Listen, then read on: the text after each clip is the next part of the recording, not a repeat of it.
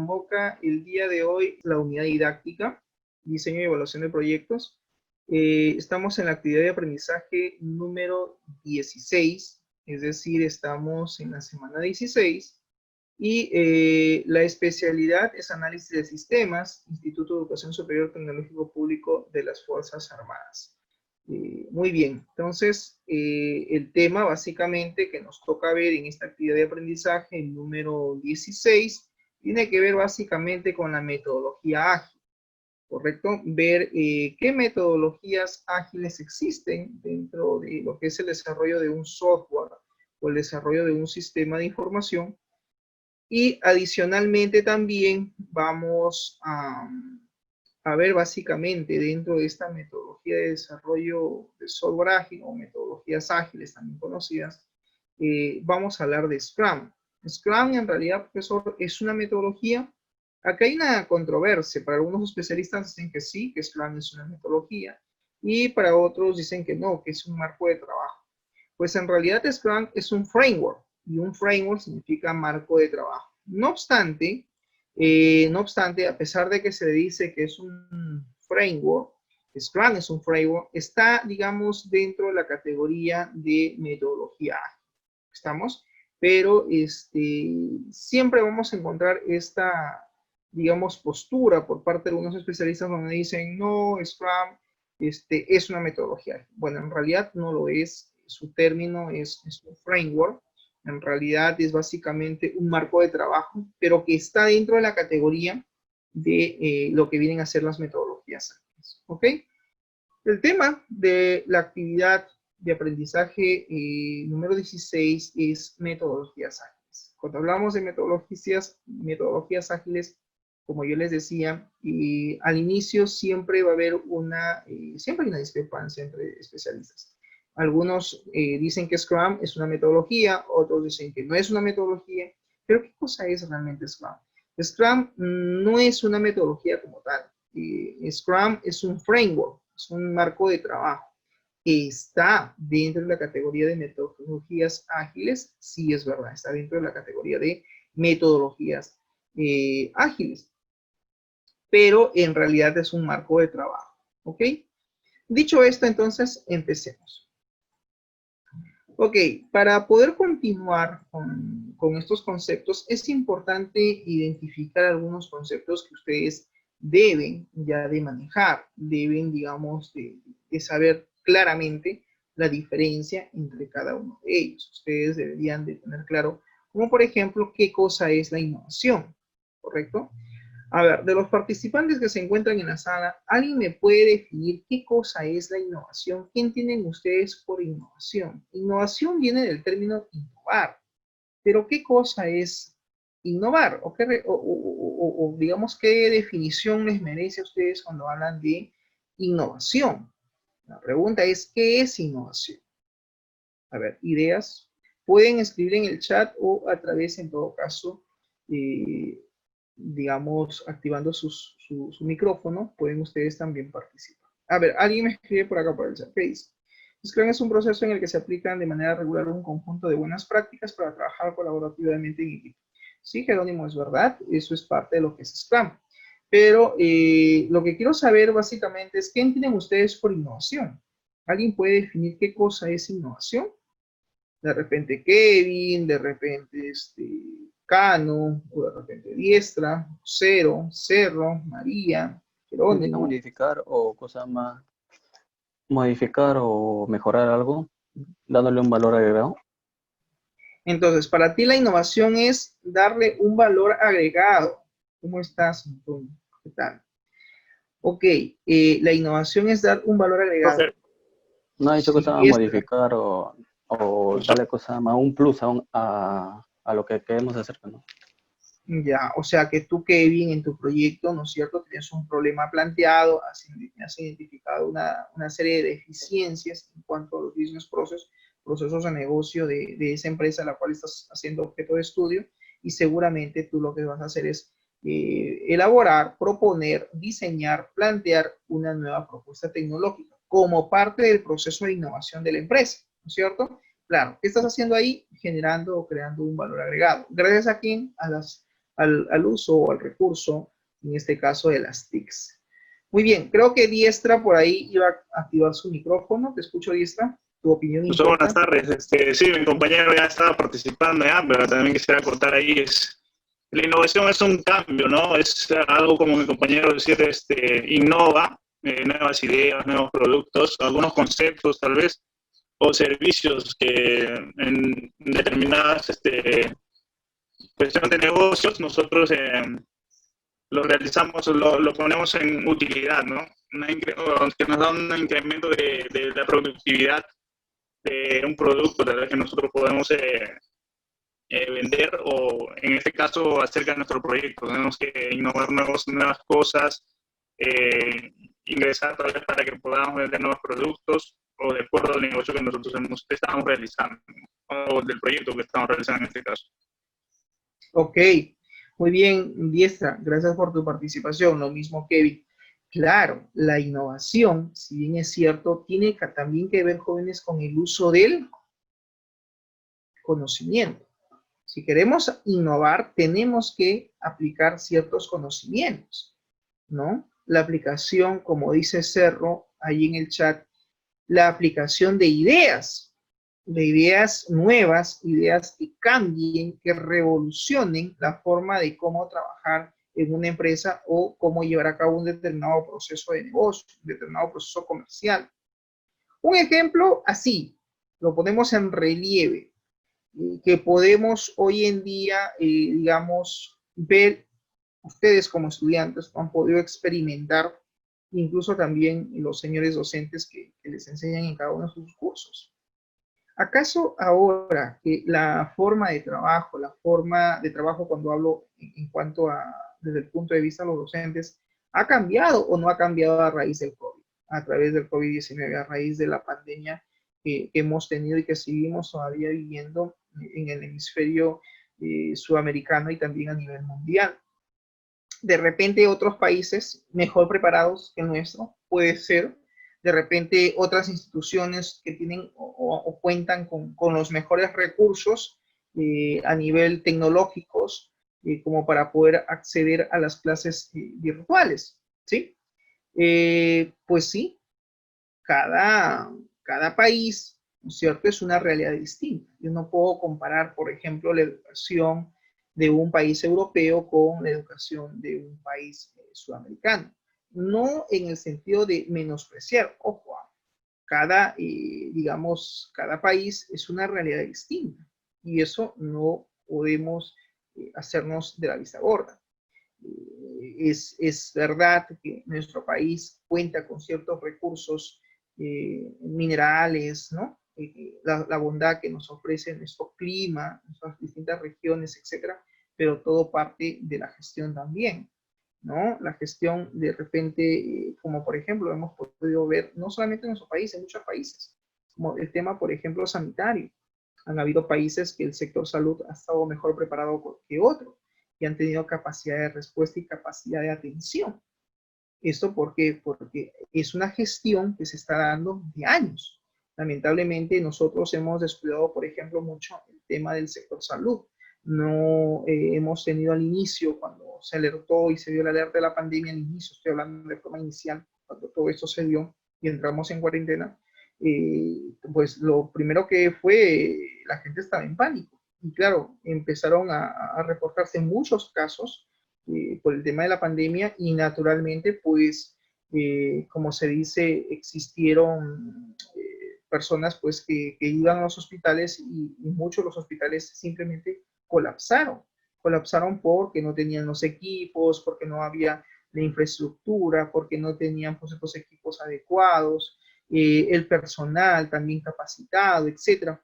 Y claro, la demanda ha sido pues el oxígeno, los balones de oxígeno, capacidad de respuesta también por parte del sector, por ejemplo, salud, para poder, digamos, brindar la mejor atención a los pacientes. Al inicio todo desbordaba y eso no solamente ha pasado en Perú, ha pasado en Ecuador, ha pasado en Brasil, ha pasado en distintos países del hemisferio y porque no ha habido en su momento pues capacidad de atención. Muchas veces A veces los gobiernos anteriores de un país a veces no aplican lo que se llaman políticas de gobierno a largo plazo.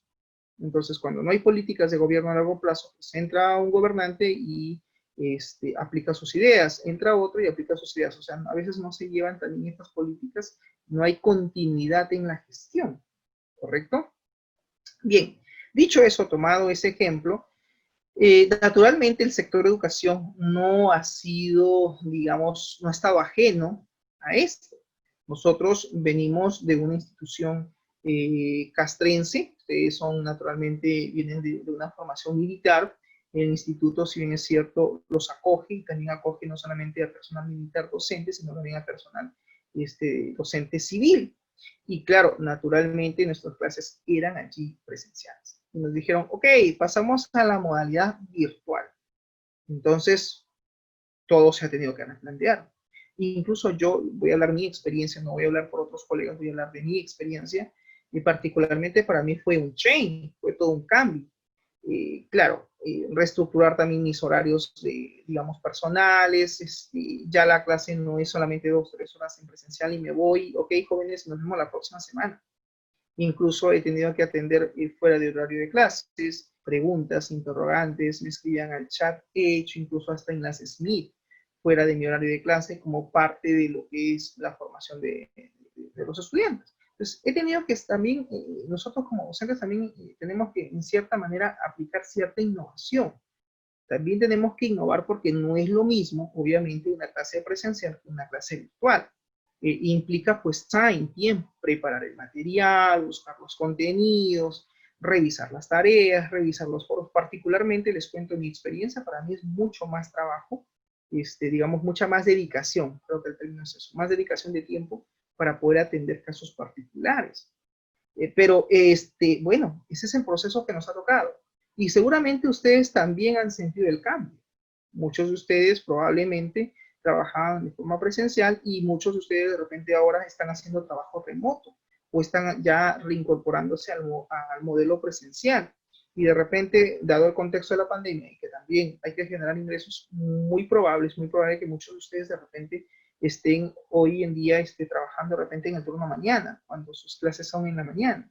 Entonces, han tenido ustedes también que experimentar un cambio, pero en ese cambio que ustedes están experimentando, pues también han tenido que de una u otra manera saber administrar su tiempo, gestionar tiempo y seguramente también han tenido que ser un poco creativos con lo que es, por ejemplo, la entrega de tareas o la entrega de trabajos. ¿No? Oye, mira, están usando tecnología, yo no puedo hacer control C y control V, porque ahora el profesor está, digamos, con la laptop, con el móvil, copia el texto, lo pega en internet y de repente encuentra eso una respuesta. Entonces, digamos que la innovación tiene que ver con eso. Implica un cambio, implica la aplicación de conocimientos, la aplicación de nuevas ideas, la forma de cómo cambiar algo que antes se daba de una manera, hacerlo de otra manera, pero de una forma sencilla, de una forma amena, de una forma que no sea más trabajo en realidad para el usuario o para el consumidor, si lo vemos desde el punto de vista comercial, para que esta persona pues digamos, se sienta satisfecha o contenta con lo que la empresa le está ofreciendo a nivel de productos o servicios.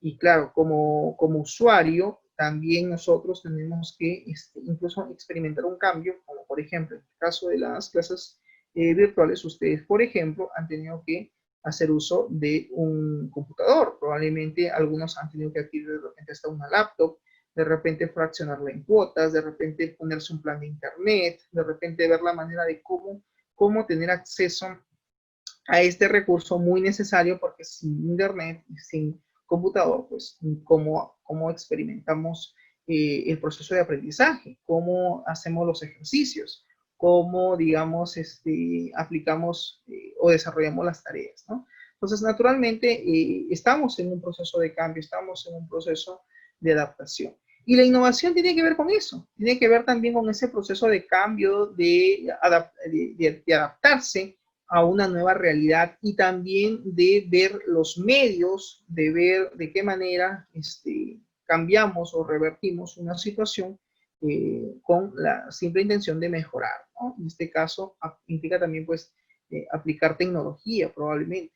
porque la innovación como tal, pues también implica hacer uso de otros recursos que tú utilizas para mejorar, porque esa es la intención de la innovación, es mejorar, mejorar en todos los sentidos. Si lo veo desde el punto de vista de una empresa, es mejorar como organización, mejorar la calidad de los productos, mejorar la calidad de los servicios. Si lo quieres llevar a nivel personal, tú también tienes que innovar como profesional. De repente antes no trabajabas con cuentas de correo, pues ahora la forma virtual ya en tu trabajo te implica que tengas una cuenta de correo y que con eso de repente tú trabajes ahora a nivel corporativo, por ejemplo. No sé, antes no había, pues ahora te la tienen que crear. O de repente hacer uso de estos smartphones, de repente de una tablet, de repente de una laptop. Por eso antes no estaba muy familiarizado con el tema de plataformas tecnológicas. De repente nunca usaban ustedes un Meet, un Zoom, y de una u otra manera han tenido que ahora adoptar estas tecnologías como parte de su formación profesional, porque naturalmente eso es. Si nosotros no nos adaptamos al cambio, pues simplemente no avanzamos, ¿correcto? Muy bien. ¿Qué importancia tiene la tecnología hoy en día? ¿Quién me puede dar esa respuesta? Más que obvia, creo yo. ¿Ideas? Aparte de Antón y Díez. Aparte también de Cerro, que ya veo que está por ahí participando. ¿Qué importancia tiene la tecnología hoy en día? Creo que tiene mucha importancia, ¿no? Ha cobrado bastante importancia hoy en día en pleno año 2020, ¿no? El año 2020, pues definitivamente va a ser un año anecdótico, donde naturalmente, pues, no hay, creo yo, empresa hoy por hoy que utilice recursos tecnológicos, que utilice desde acceso a la nube, desde un smartphone, desde una laptop, una tablet, que haga uso, pues, de internet. Entonces, la tecnología hoy en día es importante, ha cobrado, creo yo, mucha importancia y mucha relevancia. Hay muchas empresas, como por ejemplo los restaurantes, que se han tenido que ver en la necesidad de desarrollar aplicaciones móviles o de mandar a desarrollar aplicaciones o plataformas web para que de esa manera de repente el cliente pueda hacer sus pedidos online o pueda hacer sus pedidos vía su smartphone, vía app móvil y hacer lo que se llama incluso el proceso de entrega vía delivery, ese proceso incluso de entrega de los productos o los servicios por parte de algunas empresas que existen en el mercado y que antes de repente no existía el proceso de entrega a domicilio o delivery, han tenido que implementar. Entonces, Diestra dirá, profesor, ¿eso no es innovación? Pues sí, porque la empresa tiene que adaptarse al cambio y dentro de ello, pues, es plantear una nueva forma, digamos, de operar o de trabajar dentro del mercado local. A ver, ¿qué me dice Luis Gildo? Luis Gildo Cerro dice, es muy importante ya que nos hacen más fácil usar, crear, administrar, intercambiar información. Pues sí, la tecnología de una u otra manera hoy en día es más que necesario, no solamente por el tema de pandemia, sino creo yo que hasta en nuestro día a día. Hoy en día, todo este contexto que estamos viviendo nos ha abierto la puerta, la posibilidad de acercarnos más a la tecnología, de romper esa barrera, de romper esa brecha digital que puede existir. Yo conozco muchos estudiantes que al inicio cuando decían clases virtuales, como que les daba no, más trabajo, no quiero clases virtuales, internet, no tengo mail. Claro, yo entiendo que pueden haber una serie de inconvenientes, pero o es la posibilidad a que te abras al cambio o te quedas como estás. Y lo peor que podemos hacer es quedarnos como estamos porque naturalmente estamos en un mundo cambiante y tenemos que adaptarnos al cambio naturalmente, ¿no? Y efectivamente, pues la tecnología hoy en día es muy importante, es necesaria, no solamente a nivel personal, sino también a nivel empresarial, ¿no? Tercera interrogante, dice, ¿qué se necesita para desarrollar un proyecto informático? Ajá, apunten esa interrogante, puede ser pregunta de exposición. ¿Qué se necesita para desarrollar un proyecto informático? Pueden contarme su experiencia, de repente ahora ustedes en el desarrollo de su proyecto, en este caso, ¿qué es lo que han necesitado para poder desarrollar su informe o poder elaborar su documento, ¿no? Como proyecto final en el curso? ¿Qué necesitamos en realidad? ¿Qué necesitamos para desarrollar un proyecto de información? ¿Ideas? A ver, ¿qué me dicen? Canon, presupuesto y una idea innovadora. Presupuesto, ¿te refieres a dinero? ¿Sí? Pues sí, ¿no? Si lo queremos ver desde el punto de vista de una empresa, si una empresa quiere que se implementar un proyecto informático, llámese una aplicación móvil, llámese una aplicación web, llámese un software de escritorio, pues naturalmente necesita, requiere obviamente de equipos de hardware, probablemente de servidores, probablemente de algunos equipos que tengan que adquirir, y también a nivel de software, porque tendrá que comprar algunas licencias para que puedan mandar a implementar su sistema de información. Entonces, en ese sentido, pues, naturalmente tiene que haber un estudio de factibilidad, ¿no? Para determinar si el proyecto es viable, es factible a nivel, pues, económico, ¿no? Tenemos como empresa la capacidad de poder implementar un sistema en cloud computing, por decir, en la nube. Tenemos los recursos económicos para poder mandar a desarrollar un sistema de ERP o un sistema de tipo Business Intelligence, ¿por qué no? Entonces, claro, ahí, por ejemplo, para desarrollar un proyecto informático, no solamente es la parte económica, tener los medios o los recursos, ¿no? Sean tecnológicos, sean económicos y también humanos, porque también necesitamos especialistas. Lo que necesitamos en realidad para desarrollar un proyecto informático es tener dos cosas. Tener el conocimiento y la experiencia para poder desarrollar un sistema de información como tal. ¿Por qué digo conocimiento y experiencia? Porque en función a tu conocimiento y a tu experiencia que tú tengas, pues vas a poder, digamos, identificar cuál es el problema digamos, a solucionar, cuál es la problemática situacional de la empresa, poder plantear cuáles van a ser los objetivos de un proyecto, porque acuérdate que un proyecto tiene que tener objetivos a largo y a corto plazo, así como también tienes que también definir cuál va a ser la metodología de desarrollo de un proyecto. Un proyecto no se puede, digamos, dirigir, conducir, digamos, desarrollar si no tenemos un plan de trabajo, si no tenemos una metodología de trabajo. ¿Cómo vamos a desarrollar el proyecto? ¿Y cuántas etapas, de cuántas etapas consta el proyecto? ¿Quiénes son los involucrados? ¿Estamos? Entonces, son una serie de factores y de elementos que vamos a tener que analizar y someter a un cuestionamiento y decir, ok, contamos con los recursos, contamos con los medios necesarios, contamos con el personal, contamos con la experiencia, contamos con los conocimientos para poder desarrollar una aplicación en Android, una aplicación móvil, ¿estamos? Entonces, el desarrollo de un proyecto en realidad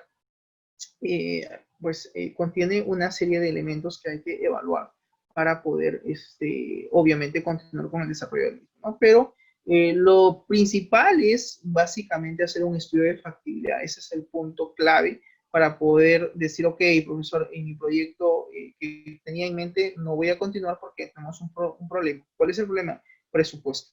Claro, si no hay capacidad de gasto o no hay capacidad de inversión para hacer un proyecto, pues simplemente estamos atados de manos. Por más que tengamos experiencia, por más que tengamos conocimientos, por más que conozcamos o dominemos N metodologías a nivel de desarrollo de software, a nivel de base de datos, a nivel de sistemas, pues no nos va a servir de mucho porque no tenemos los medios, ya sean tecnológicos, ya sean económicos y humanos, para poder continuar, en este caso, con el desarrollo de un proyecto de información, ¿no? Entonces, el estudio de factibilidad, jóvenes, es elemento clave y esa clave al momento de desarrollar un sistema informático.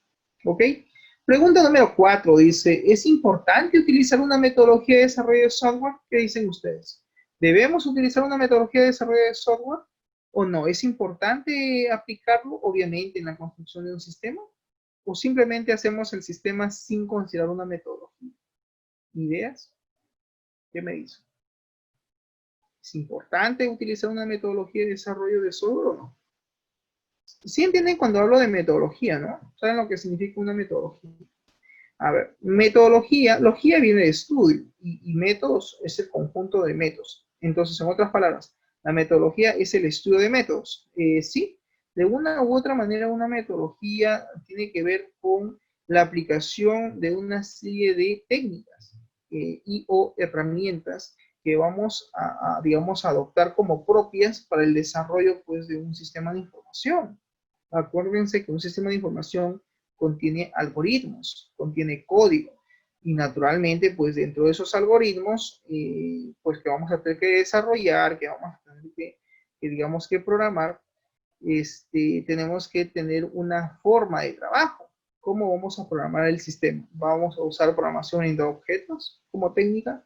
Vas a desarrollar la aplicación web bajo la metodología de desarrollo de software tradicional como es RUP. Vas a utilizar una metodología ágil, como por ejemplo el framework Scrum o XP o Kanban. Entonces, bueno, para eso tenemos que ver bajo qué metodología de desarrollo de software vamos a implementar nuestro sistema, naturalmente. Y así como también esta metodología de desarrollo, pues a nivel de programación, pues también existen ciertas técnicas y ciertas herramientas de software que vamos a tener que utilizar o hacerlas propias, por así decirlo, para poder continuar con el desarrollo de un sistema. ¿Ok? La quinta pregunta, como conocimiento previo, que ustedes también deben de saber es básicamente, o saber responder a la siguiente interrogante es, ¿qué importancia tienen los sistemas de información hoy en día para una empresa? Entonces, bueno, la pregunta cae por su propio peso, porque obviamente los sistemas de información hoy en día han cobrado mucha importancia para una organización. Ayuda naturalmente a mejorar los procesos de negocio en cuanto a su proceso de automatización, de recolección de datos. Entonces, ¿son muy importantes? Claro que sí. Imagínate que es una clínica y no tiene un sistema informático y viene alguien a preguntar, queremos saber si el paciente Kevin Antón, es un ejemplo hipotético, ha sido, digamos, traído el día de ayer por un tema de COVID-19, por ejemplo, y queremos saber en qué pabellón se encuentra Kevin o en qué habitación se encuentra, digamos, hospitalizado porque han venido un familiar y está preguntando por su estado de salud. Imagínate que esta clínica pues no tenga un sistema de información, ¿no? Clínica o posta, lo que fuere. Y toda la información lo registran de forma manual. Entonces, buscar, digamos, esa información en los libros o de forma física, libros en cuanto a algún registro que ellos manejen de forma, en este caso, física, pues eso va a retrasar el proceso de atención al cliente que está consultando respecto a cuál es el estado de salud del paciente Kevin Antón. Entonces, en este caso, pues, hacer todo este proceso de búsqueda, de consulta de datos de forma manual va a ser tedioso, va a ser complicado. Puede ser que de repente me equivoque y dé una información errónea, o ¿por qué? Porque se encuentra la información de forma física, entonces hay que buscarlo manualmente, dónde está, dónde se encuentra Kevin Antón, en qué pabellón está, y tenemos que leer ese registro. No, más aún cuando tú le preguntas al familiar de este paciente, le dices, ¿cuándo lo internaron? Y de repente este señor no sabe, o sabe que lo han venido a traer ahí, pero no tiene claro si fue ayer o fue hoy día, o en qué fecha fue, o en qué horario fue, ¿no? Entonces, claro, si no tiene la persona que consulta por algún paciente que está registrado en esta clínica, es probable que la atención, digamos, el proceso de atención, el proceso de consulta, no sea el más eficiente, ¿no? Cuando se tiene un sistema de información, simplemente preguntamos al sistema, ingresamos algunos parámetros, ingresamos algunos datos y hacemos clic en algún botón que diga probablemente buscar, y va a tener que devolverme la información en el menor tiempo posible, ¿no? Naturalmente, usar un sistema de información nos da mucha ventaja a nivel de actividades, a nivel de, digamos, procesos que tenemos que, digamos, realizar como parte de los usuarios que venimos siendo de un sistema de información. Muy bien, vamos entonces, habiendo ya hecho un preámbulo de algunos conceptos previos, vamos a ver ya de forma técnica qué cosa es cada definición, cada término. ¿Qué cosa es la innovación? Steve Jobs, cofundador de lo que es la empresa de Apple, dio la siguiente definición. Para él, la innovación, dice, la innovación hace la diferencia entre un líder y un seguidor. Es decir, la innovación, de una u otra manera, diferencias entre lo que viene a ser un líder y lo que viene a ser un seguidor. No, profesor, cuando habla de líder, yo lo asocio a la parte empresarial, a la parte de empresa. Dicen, ¿no? El jefe de proyecto que ¿es un líder o no es líder? Dicen, no.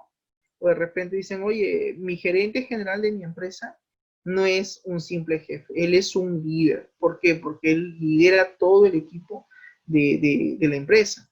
Y claro, la diferencia entre jefe y líder, por ejemplo, es que el jefe ordena, el líder asesora, el líder acompaña, el líder, digamos, que en cierta manera te motiva también a seguir adelante, ¿no? No, de una u otra manera también te apoya en alguna dificultad o tarea que tengas que realizar dentro de una organización, ¿no? Entonces, aquella persona que de una u otra manera está siempre pendiente de sus empleados, apoyando, digamos, brindándole alguna asesoría, entonces no es un jefe, es un líder, es una persona que se preocupa por sus empleados y que está de una u otra manera pues con ellos para que ellos sigan avanzando, sigan mejorando.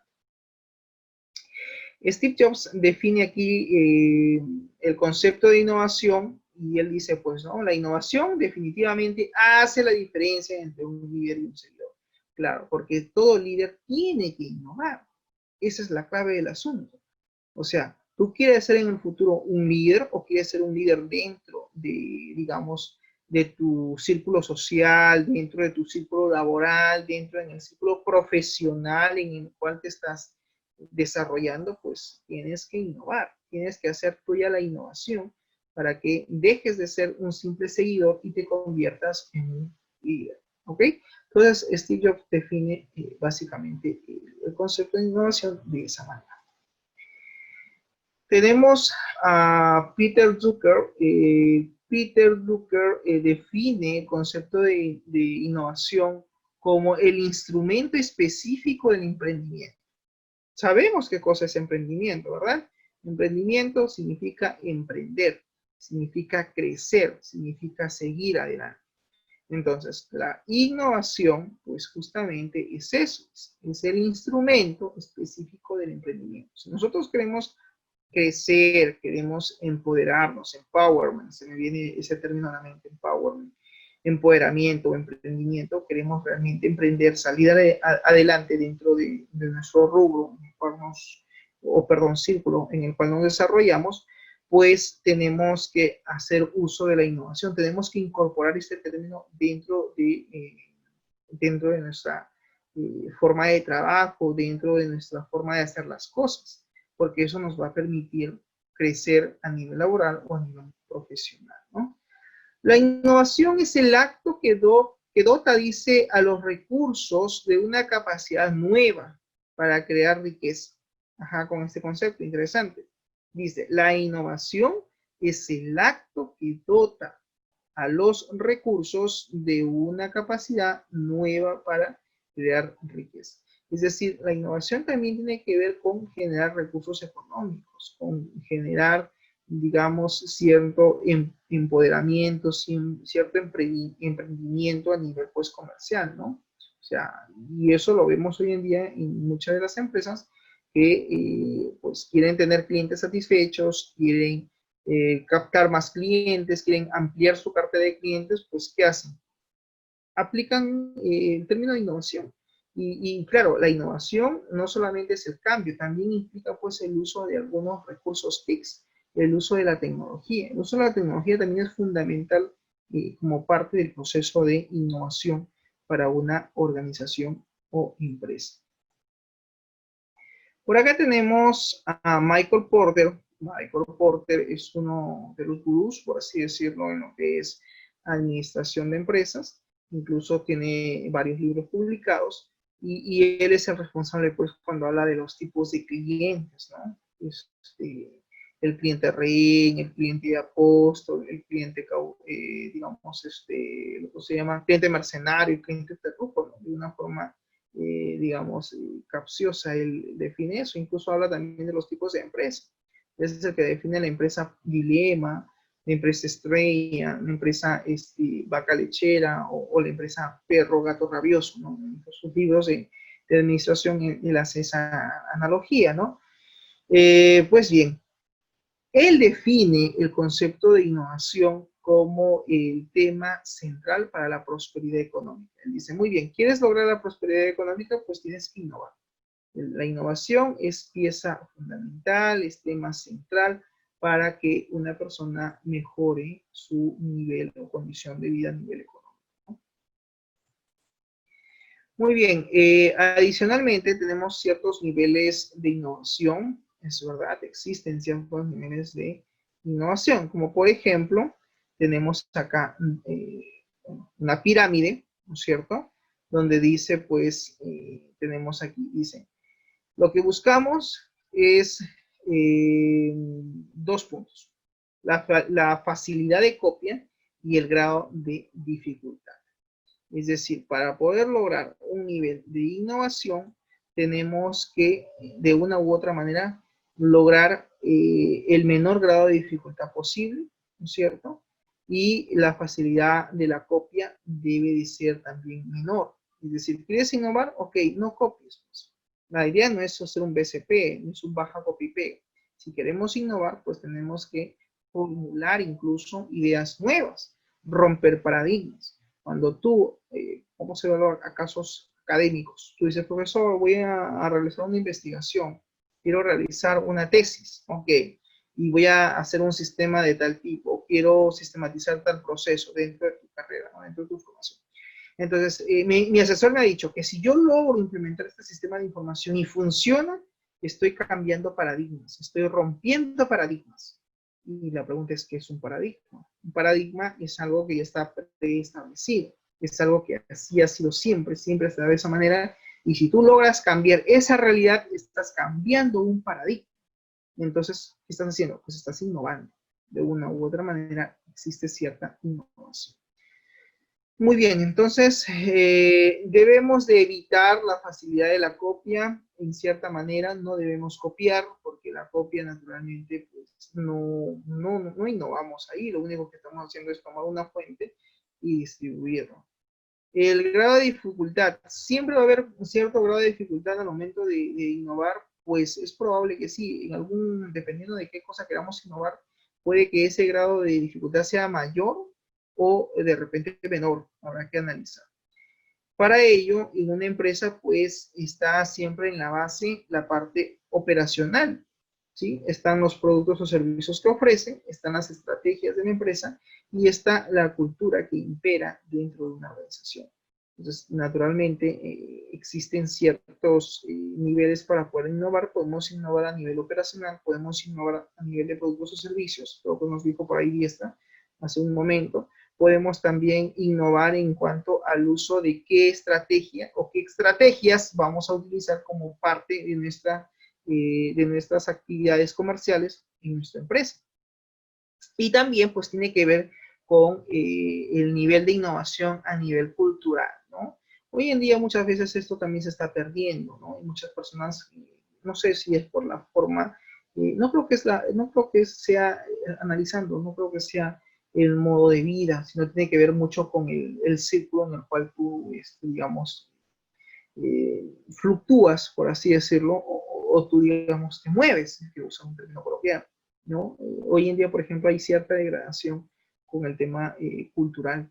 Hoy en día, bueno, la mayoría de jóvenes, que los nuevos ciudadanos que vamos a tener, de una u otra manera, como se dice, se está perdiendo muchos valores a nivel cultural, por ejemplo, como país, como identidad, la cultura siempre, digamos, va a tener siempre ese problema, ¿no?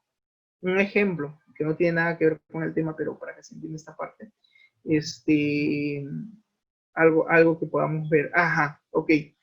El tema de la pandemia, ¿no? Nos dicen, señores, por cultura sanitaria, ¿sí? Utilicen jabón, utilicen alcohol, utilicen gel, ¿sí? Apliquen ciertas medidas, no se reúnan, no compartan del mismo vaso, eviten de repente reuniones de mucho aglomeramiento de personas, se pone uno a exponer al contagio, etc. Entonces, si la persona no tiene, digamos, un nivel de conciencia, de aceptación de los riesgos a los cuales está expuesto, pues va a terminar contagiado. Pero no lo podemos culpar porque su cultura es esa, su cultura en el cual él se ha desarrollado es eso, es estar pues con los amigos, es estar de repente en la calle y de repente pues, qué sé yo. También tiene que ver también con su conducta, ¿no? Entonces, bueno, dices, mira, no le puedes pedir mucho porque su cultura es así, ¿no? Pero bueno, entonces en una empresa también tiene que haber cierta cultura organizacional donde los empleados sean conscientes de a qué organización pertenece, ¿no? Si es una empresa pues de prestigio, que hay cierta cultura en cuanto a ciertos procedimientos, en cuanto a ciertos, digamos, relaciones también interpersonales entre empleados, entonces también es parte de, ¿no? Muy bien, acá tenemos en la siguiente lámina un equipo de innovación. ¿Alguien puede reconocer esta imagen? ¿Saben a quiénes hace referencia? No sé si logran ver la fotografía. Encontré por ahí por internet, me pareció. Sí, profe, ¿A quién hace referencia? los Beatles. ¿A quién? A ver, ¿no te copié bien? Parecen los grupos de banda, profe, los Beatles. Ah, ya, ya. Ok, los Beatles. Ajá, así es. Sí, pues ellos, por ejemplo, fue un equipo, digamos, de músicos, ¿no? Ellos hacían música, eran británicos, no más recuerdo, espero no equivocarme, eran británicos. Y claro, ellos para su contexto, para el modo, el nivel cultural de esa sociedad a las cuales ellos, bueno, pertenecieron en su momento, en su década, empezaron con ciertas canciones que revolucionaron, que pegaron, que tuvieron éxito. Entonces ellos también hicieron cierta innovación en la cultura musical de su momento y que ha quedado pues para la historia, ¿no? Hoy en día pues es imposible que nadie, nosotros, incluso la nueva generación, incluso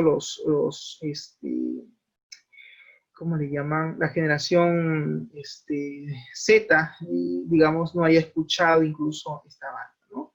Entonces, pues sí, fue un equipo, una forma, digamos, de representar la innovación en equipo, porque fueron 4 personas pues, que se reunieron, hicieron música, cambiaron y revolucionaron la forma musical en su momento y que ha quedado para la historia, ¿no? Porque logró el éxito y ahora y hoy en día pues su música es un clásico. Es imposible que no hayamos escuchado por lo menos una canción de estos músicos famosos de su tiempo.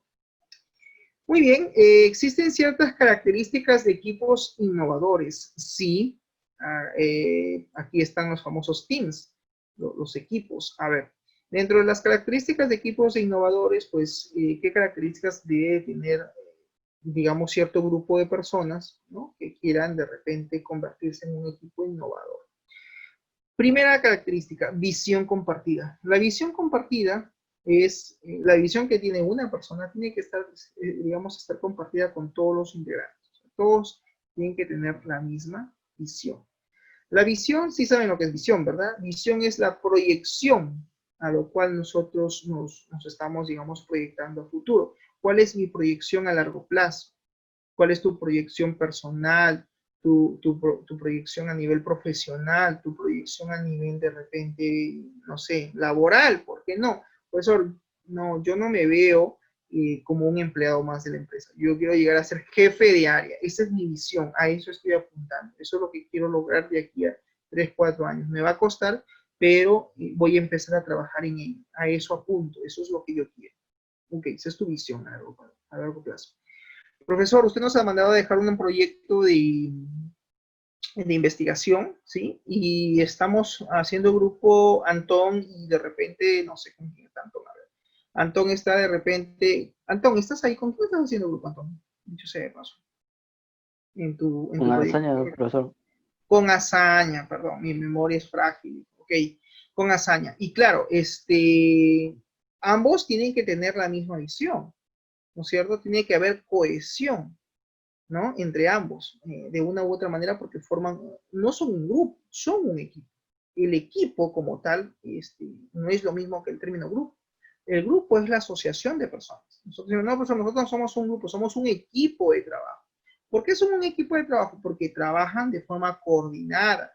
Hay sinergia entre ellos. Entonces, ellos tienen que tener, tanto Antón como la señora tienen que tener la misma visión del proyecto. Tienen que compartir de una u otra manera las mismas ideas. Tiene que haber una convergencia de sus ideas. Tiene que haber una integración entre ellos. Oye, ¿cómo vamos a plantear esto? ¿Lo vamos a hacer el sistema de esta manera? Sí. De repente, Azaña tiene otra idea. Y de repente, Antón se opone. Entonces, se tienen que reunir y decir, ok, de las dos ideas que tenemos, ¿cómo lo vamos a hacer? Aplicamos 50% de esto, 30% de esto, cómo vamos a hacer el análisis de los requerimientos, qué formatos vamos a trabajar, oye, ¿con qué metodología usamos? ¿Usamos RUP o usamos el marco de trabajo, el framework Scrum? No, yo no domino Scrum. No, sí, puede ser de repente algo de Scrum, o no, a nivel de repente, ojo, eso a nivel de metodología. De repente a nivel de programación puede haber también cierta, digamos, divergencia. De repente Antonio dice, no, yo quiero trabajar las páginas web con metodología MVC o bajo el modelo vista controlador. Y de repente Azaña le dice, no, yo quiero trabajar con, por ejemplo, Bootstrap y PHP. No, pero yo quiero hacerlo con Java. Okay, ellos tienen que ahora sentarse y tener la misma visión y decir, ok, son muchos recursos, son muchos elementos, son muchas técnicas de programación que existen, ok, y de qué manera vamos a hacer finalmente el sistema. Entonces tienen que tener ambos la misma visión de lo que van a realizar a largo plazo. Y por eso si el equipo logra eso, perfecto. Entonces, ya es un equipo que busca la innovación donde tiene que haber consenso. Y todos tienen que estar de acuerdo con lo que van a desarrollar. Tiene que existir un clima de trabajo participativo, es decir, debe haber una atmósfera de trabajo participativo, atmósfera o clima de trabajo participativo. ¿Qué significa eso? Pues que tienen que todos participar como equipo. O sea, Malky, no es posible que tú intentes o quieras hacer tú solo el proyecto si es que tu otro compañero no te apoya. Ojo, estoy hablando de forma hipotética, no lo vayan a tomar a título personal. Entonces, pero claro, Malky, si tú estás tratando de hacer todo sola, entonces, obviamente, pues no hay un trabajo participativo, porque se supone que son un equipo, son cuánto, 2, 3 personas, sí, pero no, profesor, María dirá, yo sola soy la persona que estoy haciendo todo, y cada vez que pido avances del proyecto, pues no me envía. Entonces, obviamente, eso no es un equipo. En el equipo tiene que haber también compromiso. Tienen que realmente estar comprometidos los integrantes. Mira, me disculpas, no he podido apoyarte esta semana, pero esta semana sí o sí te apoyo con este punto. ¿Qué me estás pidiendo? ¿Qué necesitas que te envíe? El diseño de la base de datos, ok, me voy a comprometer para la otra semana entregarte la base de datos. Pero también tiene que ver con compromiso, también tiene que ver con ello. Naturalmente también, aparte de la atmósfera o del clima de trabajo participativo, tiene que ser en este caso de forma voluntaria y no amenazante, en el sentido de que le digas, oye, me envías el trabajo porque si no te saco del grupo, lo estás amenazando. Pero claro, tiene que también haber compromiso. Creo que esa es la clave, ¿no? Ello va a permitir un clima de excelencia, debate y aceptación de retos atrevidos. Eso también es otra característica para ser considerado un equipo innovador. Profesor, ¿a qué se refiere con debate y aceptación de retos atrevidos? Pues que en este caso el equipo de trabajo pueda debatir ideas, puedan, digamos, discutir estas ideas, que sean aceptadas, pero que de una u otra manera, si es que se presentara o tuvieran algún reto que ellos logren, digamos, no logren, sino lo vean como difícil de cumplir, lo asuman y digan, ok, lo vamos a hacer.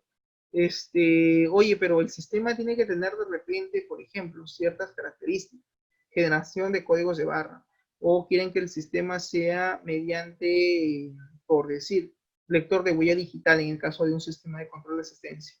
Y la pregunta es, ¿pero tú sabes cómo hacer la lectura del código por ejemplo, de barras o cómo leer la huella digital? No sabe cuál sería el código, no sé cómo no tengo ni idea de cómo lo voy a implementar. Ok, pero eso es lo que quiero como proyecto. Ok, asuman el reto. Es un reto atrevido, porque obviamente de repente nunca han programado de esa manera, o nunca han visto este tipo de tecnologías, pues y ahora lo van a tener que incorporar o hacer, digamos, hacer propias dentro de su proyecto. Entonces aquí pues tiene que haber bastante investigación de campo para poder ver cuáles son esos algoritmos según el lenguaje de programación que tú estás utilizando para poder aceptar el reto de poder implementar dicho proceso, ¿no? Ya sea mediante código de barras, ya sea mediante lectura de huella digital, etc. Una característica más, si no experimentas fracasos, de vez en cuando, dice, es una señal que no estás haciendo nada muy innovador. Interesante con esta definición que nos da Woody Allen, director, es actor, comediante, músico y escritor. Es una persona multifacética porque de todo un poco dentro de lo que es la escena ¿no? del tema de arte. Sí, profesor, ¿de los fracasos también se aprenden? Sí, la pregunta. Yo creo que sí. Yo creo que de una u otra manera el hecho de que en cierta medida fracasemos con algo que en su momento queríamos lograr y no hemos logrado, eso también es enriquecedor porque te hace, digamos, recapacitar y decir, ok, sí, pues no lo logré.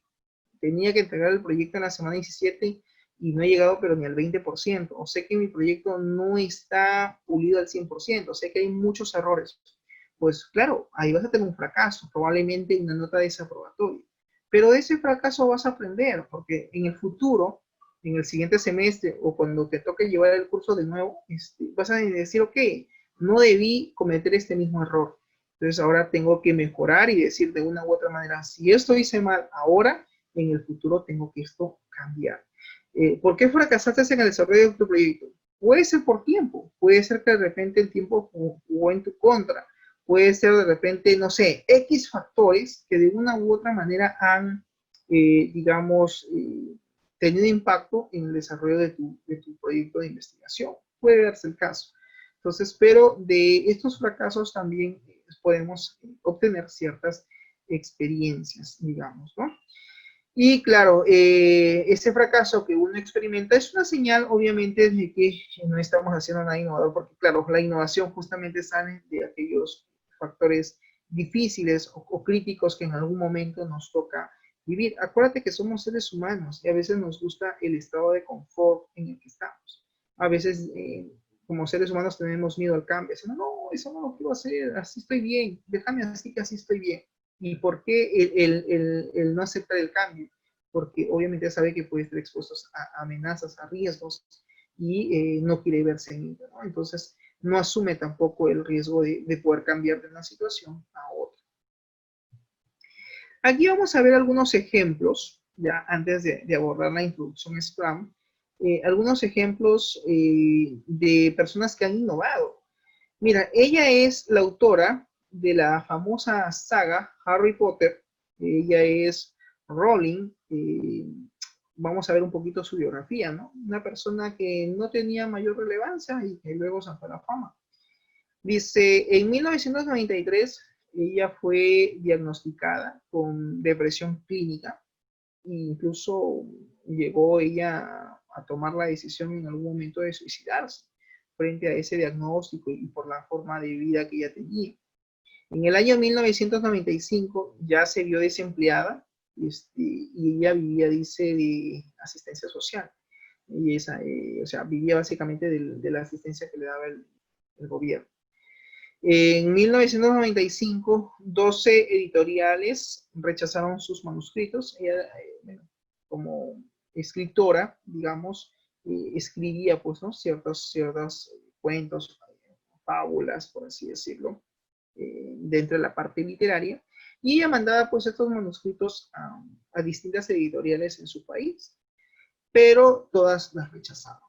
En el mismo año, en 1995, búscate un trabajo. Tienes muy poca chance, dice, de hacer dinero con libros para niños. Eso fue lo que ya le dijeron en ese año. Dijeron, mira, búscate un trabajo que para hacer libros para niños es un fracaso. O sea, prácticamente eso fue lo que le dijeron. Claro, alguien que te diga eso, pues te baja la moral, ¿no? Totalmente, ¿no? Oye, pero a mí me gusta hacer libros, pero sí, pues, pero nadie te contrata para publicar un libro tuyo, un manuscrito tuyo. Entonces, bueno, ¿qué haces? Pues búscate otra cosa, otro empleo, porque definitivamente esto no te da. En 1997 se publicaron 1000 copias de su primer ejemplar, de su primer manuscrito sobre la famosa película de Harry Potter. Mira, del 97 al 2010, ahora su fortuna llega a 800 millones de dólares. Claro, es que tuvo éxito el libro como tal, y alguien por ahí, un cineasta, dijo, ok, vamos a llevar esto al cine. Le pareció interesante, y claro, ella hoy en día pues, es multimillonaria porque básicamente por los derechos de autor, ¿no? Tomaron a su libro, lo llevaron al cine, y obviamente tienen que pagarle regalías, ¿no? Por el éxito que ha tenido. Entonces, de una situación frustrante, ¿no? Del no tener trabajo, del estar desempleada, pues, su pasión era escribir, todas la rechazaban, parecían que esos manuscritos sobre lo que más tarde sería Harry Potter, no les interesaba a las editoriales, no creían en ella, pero bueno, ella por cuenta propia, pues vio la manera de cómo publicar, ¿no?, sus manuscritos, y lo logra en el año 1997, y teniendo hoy en día pues el éxito que ha tenido, ¿no? Un segundo ejemplo es el ejemplo de George Lucas. Él es escritor y director de la famosa saga Star Wars, ¿no? George Lucas, naturalmente, en el año 1973 estaba endeudado, dice, tras filmar American Graffiti, una película. Y en 1973 también publica, ¿no? Dice, tu historia es muy difícil de entender. Es otra película también que hace en el año 1973. Y en ese mismo año, la unión de artistas, ¿no?, y Universal no acepta finalmente firmarlo. O sea, básicamente su proyecto que él tenía en mente hacer previo a lo que vendría a ser más tarde Star Wars. Y por cosas del destino, en 1977, pues finalmente logra estrenar su película de Star Wars, ¿no? Y en el 2010, pues hoy en día su fortuna llega a más de 3.000 millones de dólares por el éxito que ha tenido, ¿no? Entonces es una saga pues muy antigua, y se ha hecho pues obviamente diferentes versiones, ¿no?, y continuaciones de esa película. Otro caso, de repente que lo conocemos, que ya es más de nuestra generación, es del señor Mark Zuckerberg, que de una u otra manera él es cofundador de Facebook, ¿correcto? En el 2004, este señor era un estudiante en realidad, ¿no? Un joven de 19 años, y no sabía nada de negocio, era un universitario, pero surge la idea, ¿no?, de crear una nueva red social, un proyecto que él tenía en mente. Creo que en su momento, antes de Facebook, estaba lo que era Hi-Fi. No sé si se acuerdan la famosa red HI5, ¿no? Hi-Fi. Y él nos cuenta lo siguiente, ¿no? Pero para eso surge la interrogante: ¿dónde queda el software? ¿Dónde queda el programa? Claro, si bien es cierto, Mark es famoso por esta red social, pero vamos a ver básicamente qué nos comenta acá. Dice, comencé con Facebook cuando tenía, dice, 19 años, no sabía nada de negocios en ese tiempo, y tampoco estaba enfocado en optimizar sus ingresos. O sea, no es que él buscaba generar ingresos. Y tampoco sabía o tenía idea de qué cosa era lo que iba a construir de ahí a 3 a 5 años, ¿no? Bueno, eran un equipo de universitarios, de ideas de crear una nueva red social, de generar, pues, obviamente, seguramente por destronar a Hi-Fi, una idea innovadora de una nueva plataforma.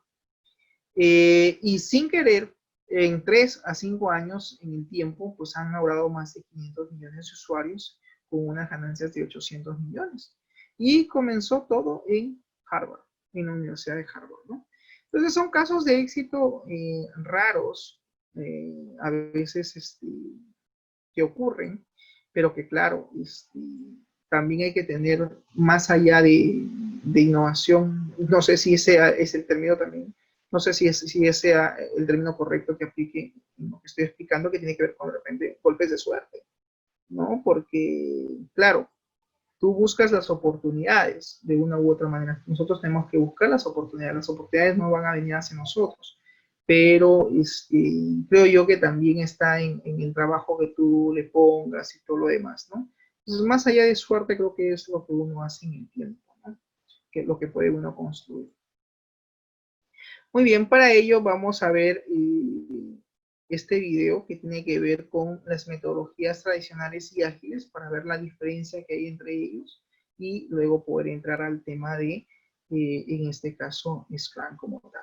Ya, un momentito, voy a apagar mi cámara para poder tener una mejor transmisión del video y poder ver esta explicación de que nos resume básicamente cuál es la diferencia entre una metodología tradicional y una metodología ágil.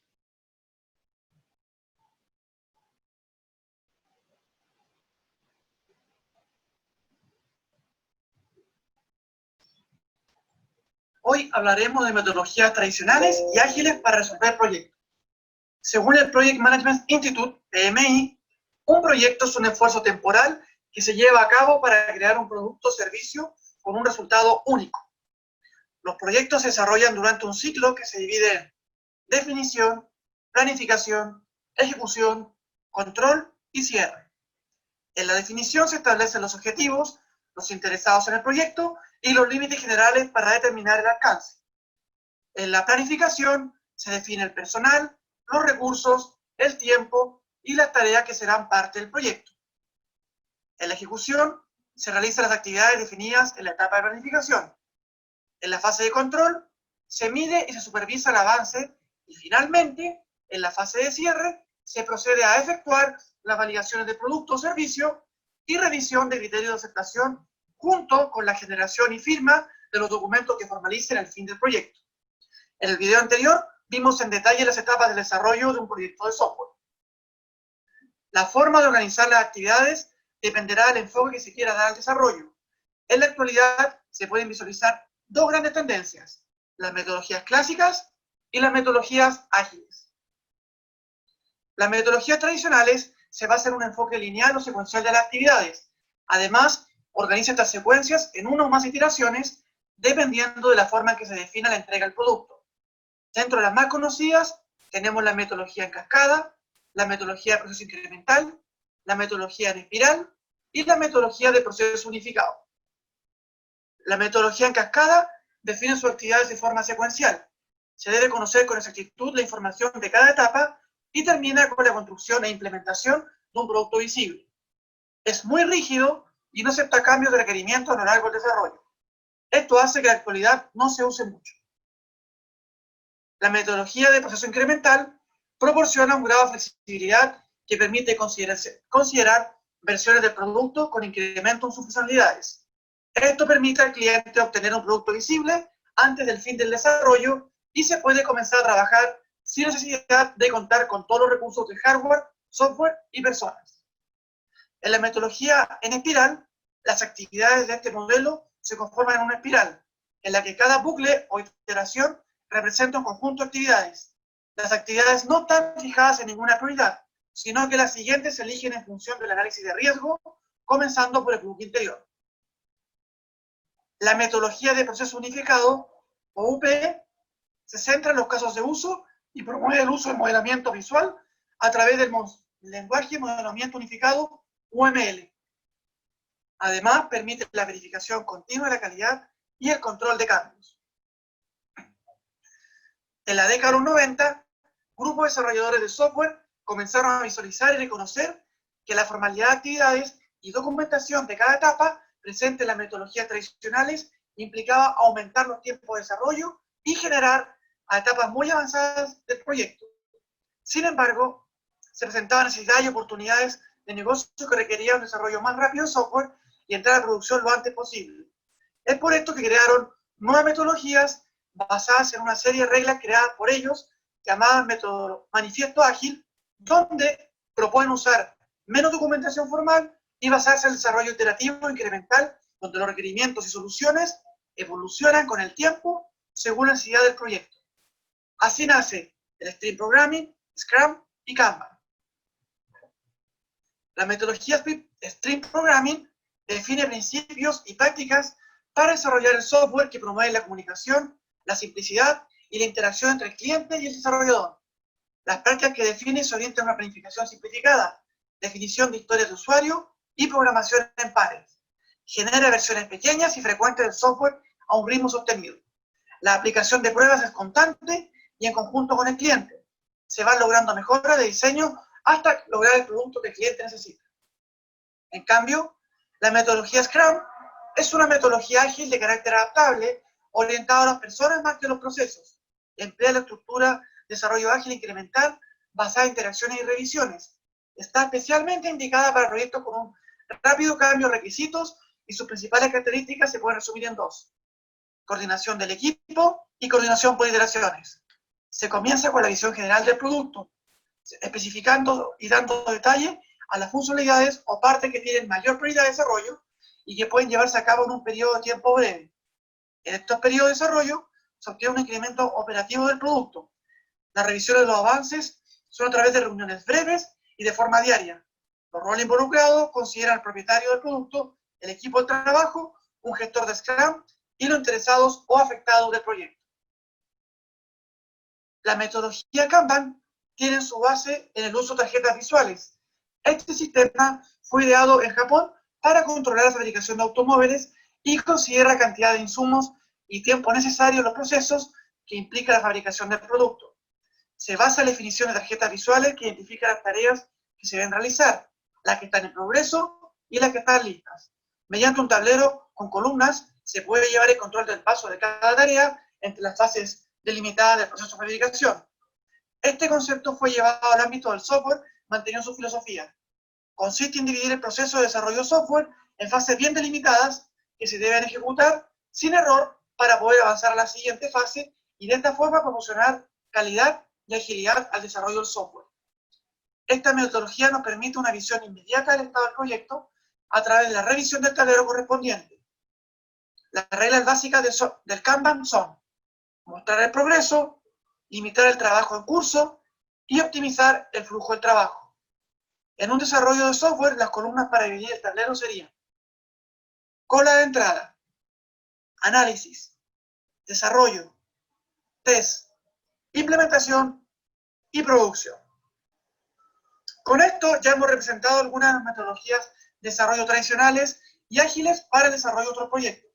Mucho éxito en sus desarrollos.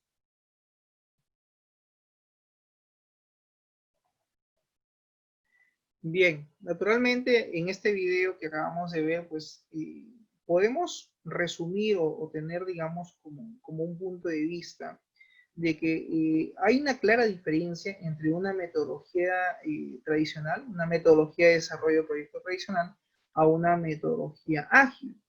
Y la pregunta sería entonces, ¿cuál es la diferencia? Claro, aquí nos ha hablado de una forma muy didáctica el autor de este video de cada una de las metodologías tradicionales y ágiles que existen, siendo pues Scrum y Kanban de repente las más preponderantes o que empiezan a, digamos, a predominar en el mercado, ¿no? ¿Cuál es la diferencia? Pues de lo que he podido yo observar, podría decir que las metodologías tradicionales son rígidas, es decir, se elabora el proyecto desde el inicio, se hace el análisis de requerimientos, uno especifica cuáles son estos requerimientos, los analiza, primero tengo que analizar cuáles son los requerimientos de usuario, claro está, los tengo que luego clasificar, estructurar de repente a través de un EDT o a través de repente de una lista, y diga muy bien, de estos requerimientos, ¿cuáles van a ser los requerimientos funcionales y no funcionales del sistema? Una vez que yo tengo claro cuáles son mis requerimientos funcionales y no funcionales, empiezo ya todo el análisis, el diseño y el desarrollo y sigo con el ciclo de vida de un sistema de información. Lo que significa que no acepta change, no acepta cambios. Una metodología tradicional no acepta cambios. Si tú estás trabajando bajo la metodología RUP, muy bien, una vez que ya tú has hecho tus requerimientos y haces tu caso de uso, continúas con ese proceso. Si ocurre un cambio, no lo vas a poder aceptar porque te cambia toda la estructura del trabajo, te cambia todo tu cronograma de actividades. A diferencia de una metodología ágil como es Scrum, ahí trabajan mucho lo que se llama el proceso iterativo. Las reuniones de trabajo constantemente se están reuniendo y constantemente participan naturalmente todo el equipo de desarrollo, y también está el dueño del producto que en algún momento puede solicitar algún cambio o introducir algún cambio dentro del proceso, y en este caso se atiende a este requerimiento y se sigue avanzando con el proyecto. Entonces es naturalmente distinto una metodología ágil a una metodología tradicional. Digamos que las metodologías ágiles sí aceptan los cambios y trabajan bastante con lo que es en este caso el proceso de iteración, y en cambio en una metodología tradicional pues es mucho más rígido. Todo se constituye desde el inicio y desde ahí se continúa con el desarrollo del proyecto. Si en el camino ocurre algún cambio, ya no se acepta, porque eso implicaría revisar nuevamente todo y volver desde su fase inicial y continuar, y esto retrasa en el desarrollo de un proyecto. Por eso que esa es la diferencia. Generalmente las metodologías ágiles están enfocadas no a grandes proyectos, jóvenes, generalmente está enfocado a pequeños proyectos, como por ejemplo una aplicación móvil, de repente una aplicación de escritorio, que no implique muchos procesos a sistematizar, que solamente sea uno o dos procesos como mínimo. Entonces podemos usar una metodología ágil.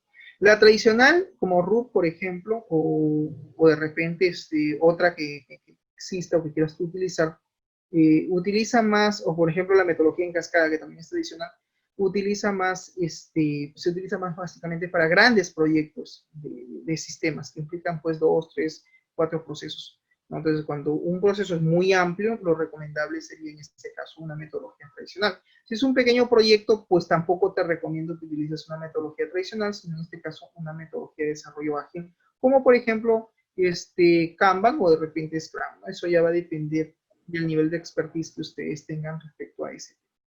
Bien, jóvenes, esta sesión recuerden que se da en dos partes. Por ahora hemos visto una parte introductoria y una parte al tema de lo que es el framework Scrum, que está dentro de las metodologías ágiles.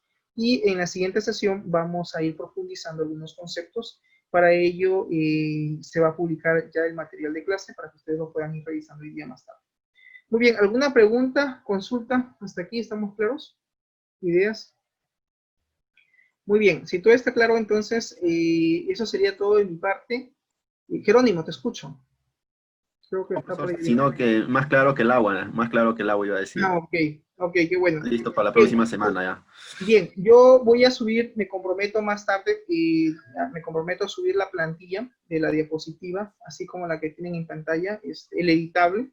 Le voy a poner ahí la plantilla para que ustedes pongan ahí pues sus contenidos, hagan un resumen de su informe.